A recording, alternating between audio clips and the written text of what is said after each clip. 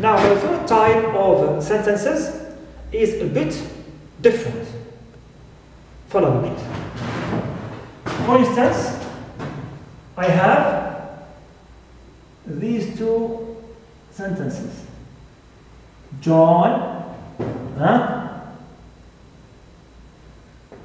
did not go to work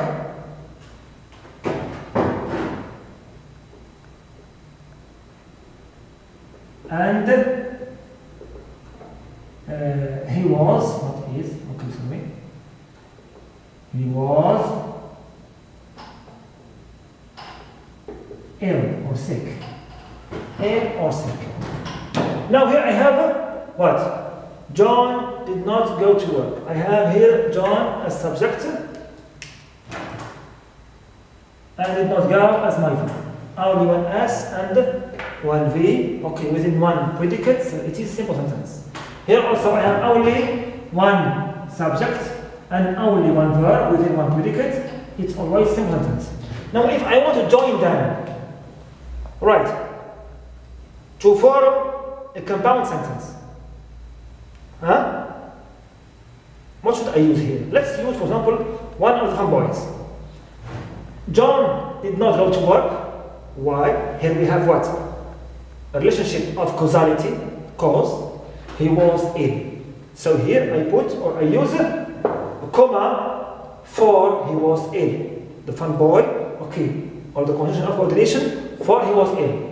But if I also want to join them differently, using a new, right, joining element in English, we can use simply, okay, the commonest word, because. And I write, John did not go to work. I write here, because he was ill. Because he was ill. Or also I can use as. Or also since. All of them express causality or reason and cause. Good. Now here I have what? A sentence which consists of two clauses. Because the clause represents as plus V. Whenever I have an as plus V, it's a clause, whether it is dependent or independent. Now, John did not go to work. Full stop. This one is meaningful or not? Of course. And complete. So, this is my first clause, which is what? Complete in meaning, so it is independent clause. Right. Second one. Because he was ill, what will happen? So here we have something missing. Okay, it lacks some kind of meaning. So this one is incomplete. Because he was ill, what will happen? So here, this one, which consists of a subject and a verb, is really, okay, a clause, but as it is incomplete in meaning, it is called a dependent clause. A dependent clause. Dependent clause. Now, how does it start?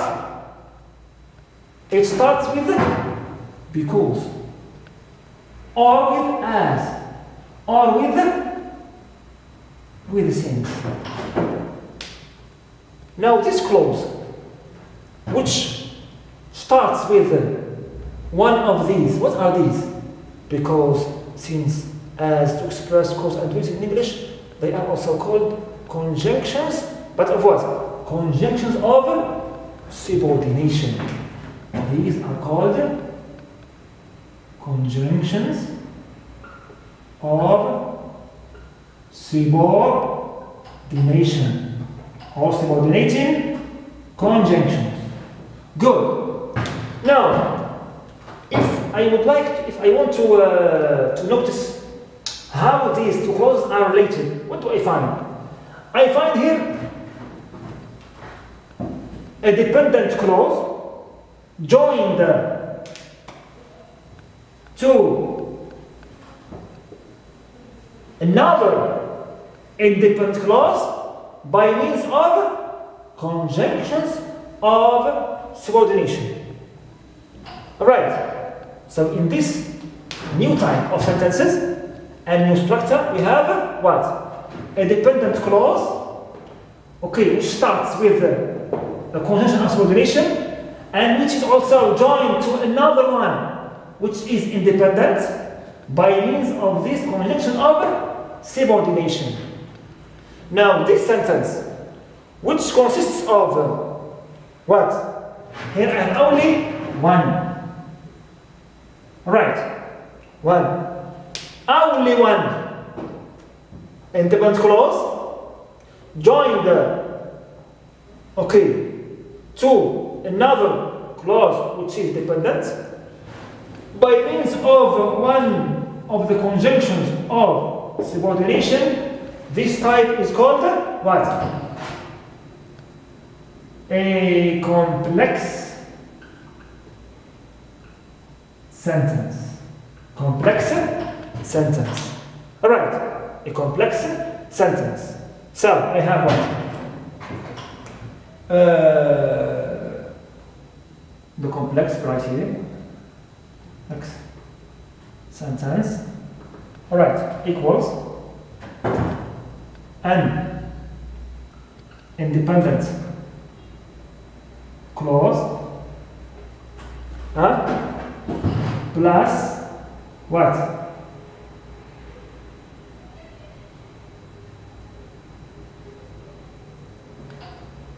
Here we write conjunction of subordination plus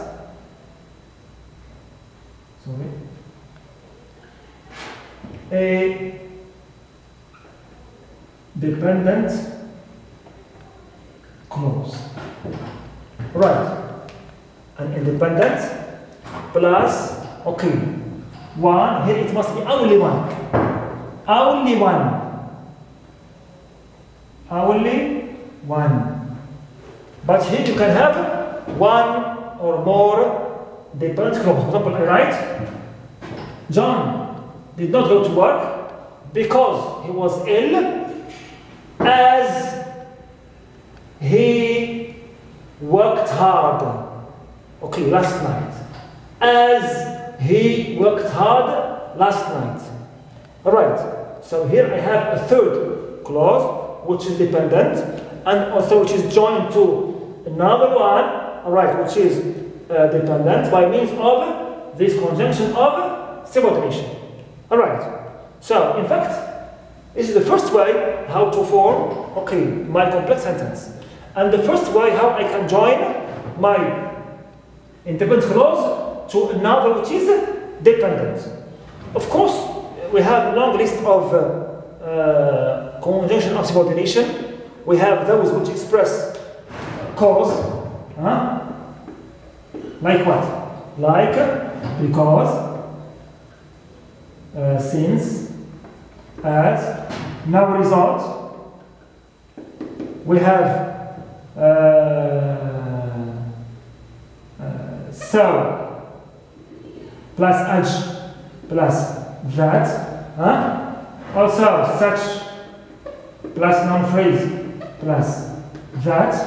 Alright, we have those of contrast and concession like what? Like thou. Although, despite the fact that, and so on, we have those of condition, like if, like as long as, like providing. We have those of also time, like after, before, why, when, until, and as soon as. We have also verbs of purpose. Like what? Like so that, hourly so that, and in or so that, and also in order that. Now what matters for these conjunctions of subordination is that they always should be preceded by S plus V, like here. If you have S plus V, means clause, and followed by S plus V. Clear? To join two clauses. Two clauses. One is independent, and the rest are dependent. The rest are dependent. Right. Also, we have another way to form, okay, this type of sentences. Okay, let's see an example.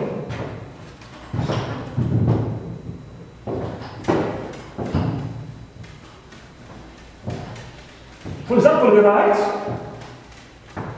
the police found the boy. The police, right.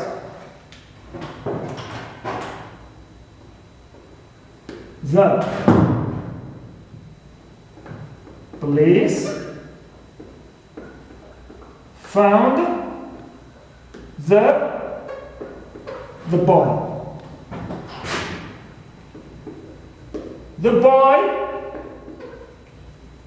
was missing. Was missing.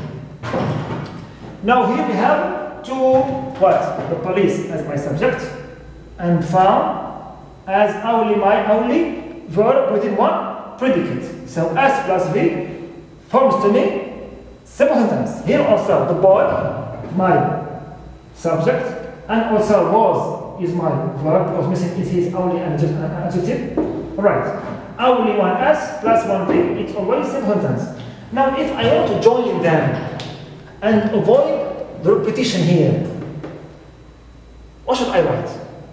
Of course, logically, I'm going to replace this repetition word with what? A pronoun. And I will choose the police found the boy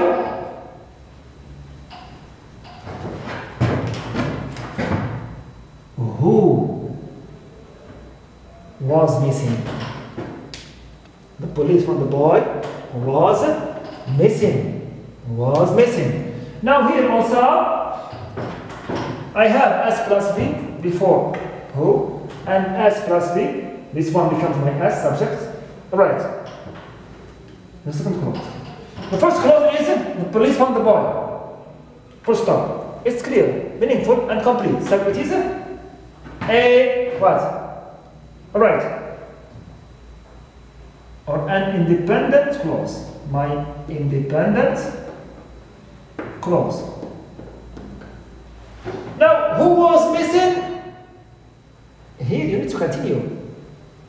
So, there is something here incomplete, something missing. So it is a dependent clause. Dependent clause. Alright. Now what does this clause start with? It starts with who. What is who? Who, whom, whose, which, and that. What are these? Oh yes, these are what we call relative pronouns. Relative pronouns. Clear? Relative pronouns.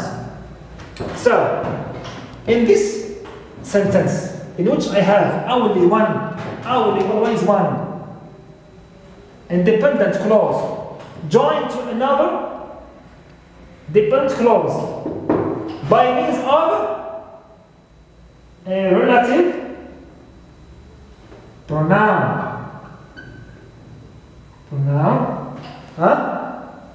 who, or who, for persons as object. Okay, here who, for persons as subject. Also, whose, for persons, possessions, properties. Also, which, for things. Alright. And that, for both. Alright. Persons and objects. Huh? Can also say here? Okay. Boy, that was missing.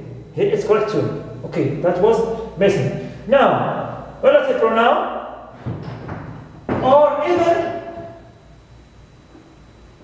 relative adverb, like when and where. To express time, express place. For example, I said, Ramadan was the month when Muslims fast.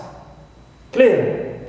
Now, whenever I have only one dependent clause joined to another which is dependent by means of one of these relative pronouns or adverbs, so here also I have what? Formed my third type, which is the complex sentence. So this also is what?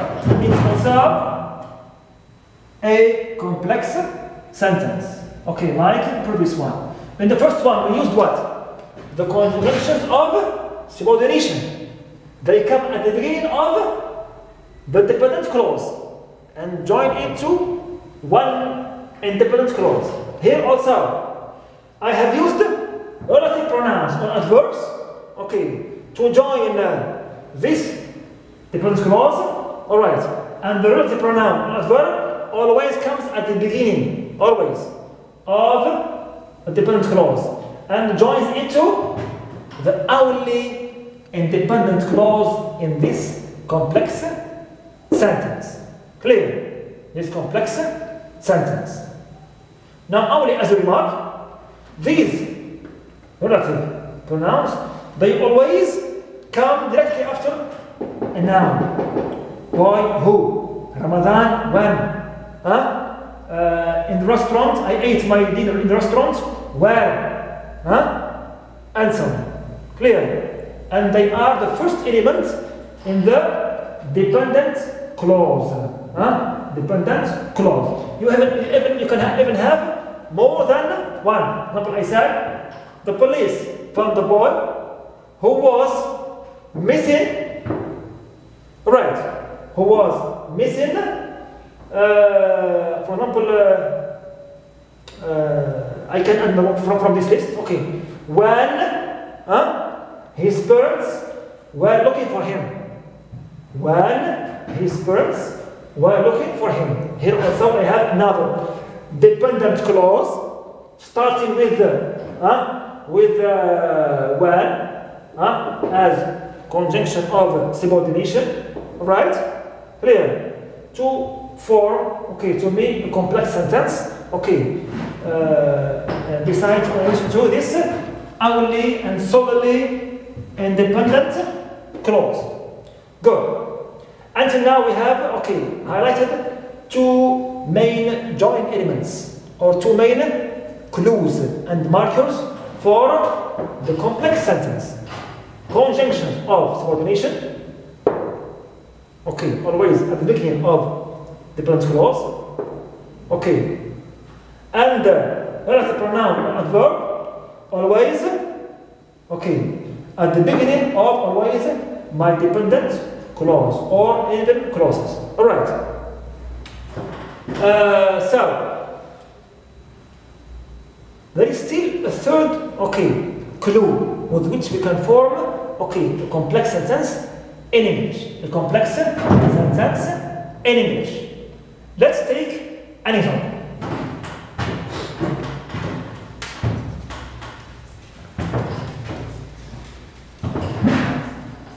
I will choose a very simple example to clarify, the third element or joint element with which I can form, okay, always my third type of sentence, which is the complex sentence.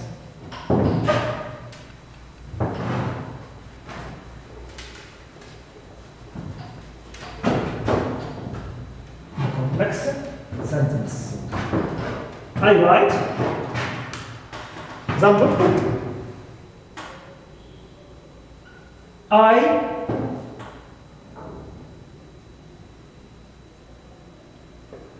know, or I don't know. It's better to be clear. I don't know.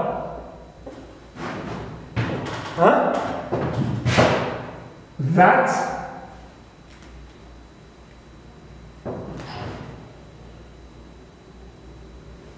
he will come. He will come. Or also I can say, I don't know if, or whether, it's synonym. Alright. He will come. Or also I can say, I don't know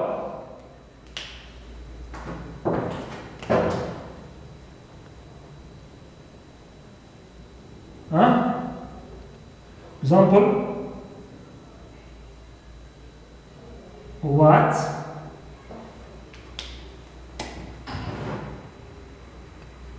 he will bring, or how he will come, right, or why, or even when, right, he will come. He will come. Now look at this first example. I don't know. I don't know. Do you know this? I don't know. Full stop. Here it is. My first clause, which consists of a subject and don't know as my verb, one verb plus be, okay, which is complete and complete and meaningful. So it is simply my independent clause. My independent clause. That he will come. What will happen? That will come. Now here, this one lacks meaning. It's incomplete. That's why it is my dependent clause. It is my what? Dependent clause. Now, what does it start with? It starts with that. With that.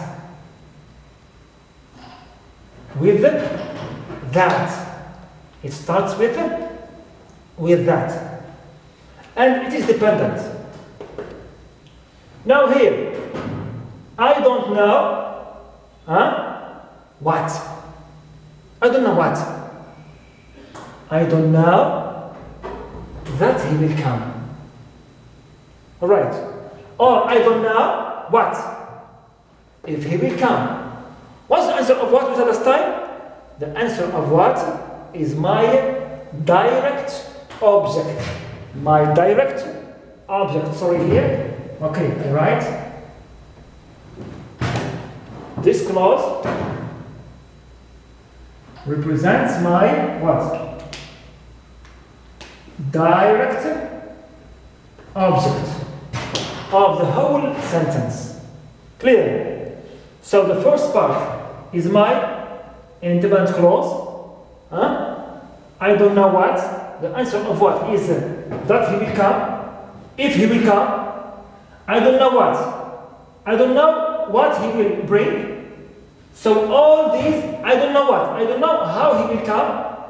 I don't know what. I don't know why and when. Okay, he will come. So all these clauses are the answer of what? Of what? And they represent to me what? My direct object. My direct object. Clear? Direct object. Now, as you see here, this second clause, all right, which starts with that, is considered my, let's call it now, okay, call it now, my dependent clause. And at the same time, it's my direct object. Now, it starts with what? With that, with if, with whether, and these WH words. Now, what is that object? What's an object after all? The object is a noun, simply a noun. So this clause, which starts with that, or if, or whether, or one of the H words, okay, to be the answer of what is my direct clause and represents my noun clause.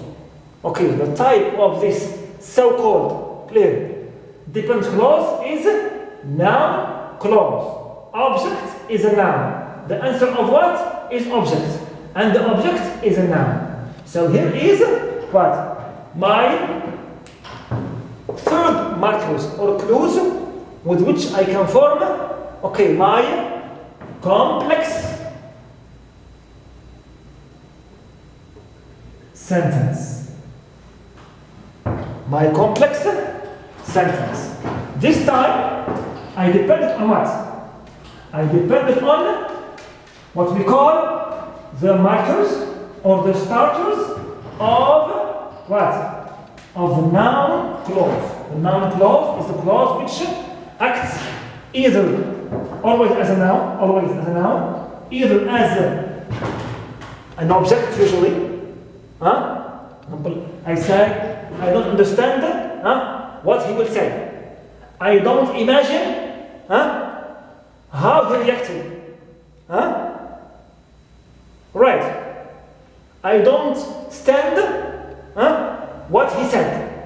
So, in all examples, the answer of what is this clause, which starts with that, if or whether, what, how, or why. And all of them are called what? Noun clauses. Noun clauses. Clear? Noun clauses, or noun clause, is the clause which acts as a noun, okay, either subject or here maybe object, right?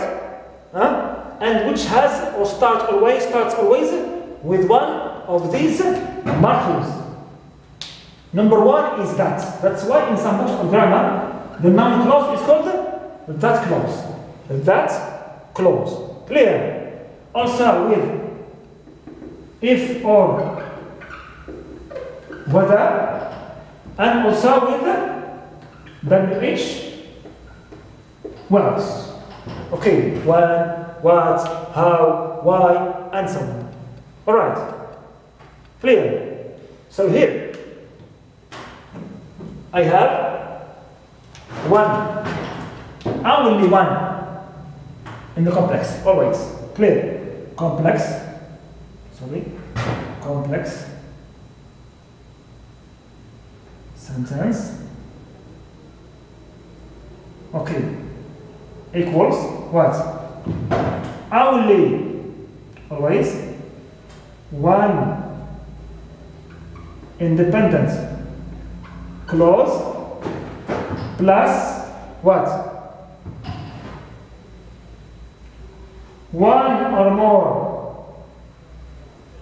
dependent clauses. Right.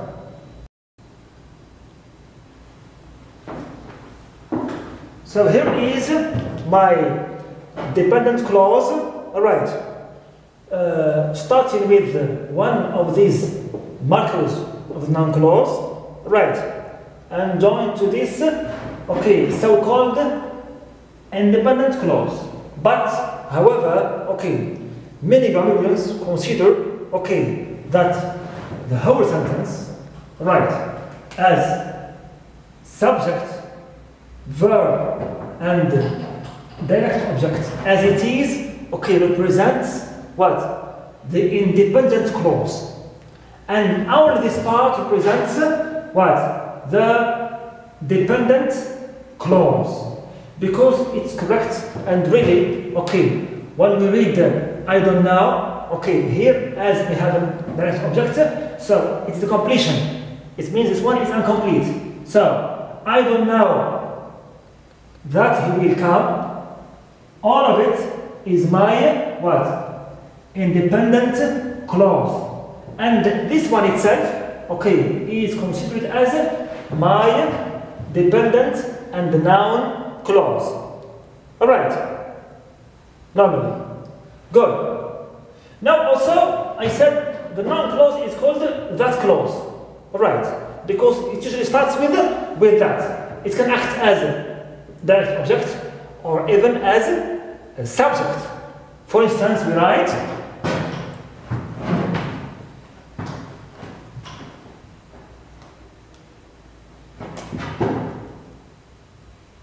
example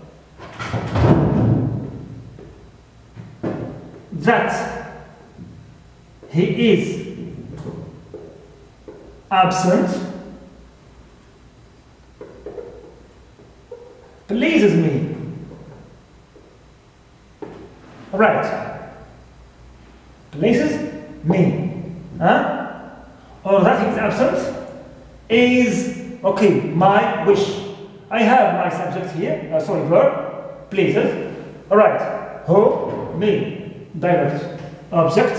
And this verb, of course, needs a subject. Here, my subject is that he is absent, which starts with that, right, with that, and acts as the subject for this verb, so it is my noun clause. My noun clause. Now here, we say that the whole sentence represents my independent clause, subject, plus verb, plus type object. Alright. And this one in particular, within it, represents the dependent clause. And all of it is my what? Is my independent clause. Alright. Not with regard to SV, but with regard to the elements, components, subject, verb, direct object. Clear? Direct object. And here is, okay, my third, clue and markers with which I can form my complex sentence. Okay, it is a noun clause which starts with either that, if or whether, what, how, or why, or when, WH words usually, okay, which act, okay, this noun clause, either as usually an object, or a subject, or even sometimes, okay, predicate, nominative, and so on. Clear? And so forth. Good. Now, if we compare between this stat of the noun clause and the previous stat of relative pronoun. We said always, what comes before relative pronoun is a noun. Is a noun. So that which refers to a noun before it, the boy that was missing, the house that I bought. Clear? That house, that, the boy, that. Here it is relative pronoun. But when it comes here without any noun before it, either at the beginning or before it, verb or any other element, but not a noun. Here it is that of the noun clause, and that which joins my dependent clause to the whole independent clause to form me my complex sentence. Alright, my complex sentence. So I repeat, the complex sentence consists of only, always, one independent clause joined to another one which is dependent, either one dependent or two dependent or even three, even more. Okay, by means of three main elements, either conjunctions of subordination, of course, of result of contrasts, or relative pronouns or adverbs, who, which, that, whose, or by the markers of the noun clause, that, if or whether. Alright, of course here if, not of the condition, but the answer of what? Alright, answer of what? Alright, as an object. And WH words, for my noun clause, to form to me my complex sentence. Alright, good.